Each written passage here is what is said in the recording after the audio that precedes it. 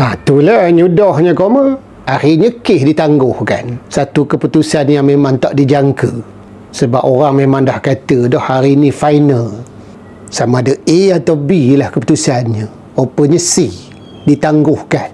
Alasannya kerana salah seorang hakimnya cuti sakit. Jadi pada teman, sakit ni benda biasa. Tak kira siapa pun boleh dapat sakit. Habis nak buat macam mana udah hari ni dia sakit walaupun keputusannya dah ada. Jadi tentulah kamu nak dengar sangat apa teman nak cakap kali ni. Yang paling utamanya, ini merupakan satu yang agak luar biasa berlaku, di mana kisah rayuan akhir final tapi ditangguhkan. Jadi persoalannya, ngapa penangguhan ini amat menarik perhatian kita? Ramai yang nengok daripada sudut politik, ramai juga yang membuat andaian, yang menjatuhkan sendiri hukuman di media sosial. Pandai je dema. Tapi ada satu benda yang mungkin kita tak fikir, iaitu kadang-kadang penangguhan itu juga adalah merupakan satu ujian. Ujian kepada siapa?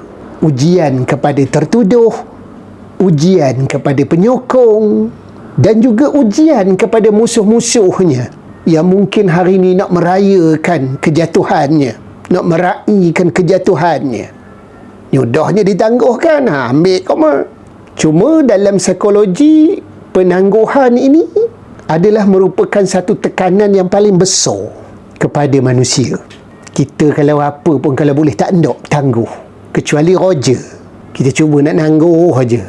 Tapi kalau benda seronok, terutamanya bab-bab nak dapat gaji ke, nak dapat duit, tak nak lah ditangguh-tangguh.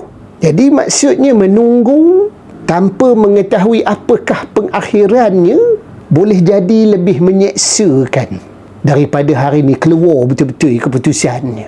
Bayangkanlah, kalaulah hari ni keputusan dikeluarkan dan dia dibebaskan, musuh-musuh mesti terkejut besar. Tapi jika hari ni keluar keputusan dia tetap bersalah, akan ramai jugalah yang kecewa dan juga terkejut besar. Keputusannya tidak dijangka, yang mana belum keluar keputusannya walaupun dah ada. Jadi ini akan menyebabkan orang akan terus bercakap, terus berteka-teki, dan yang pastinya nama Syed Saddiq akan terus menjadi perhatian.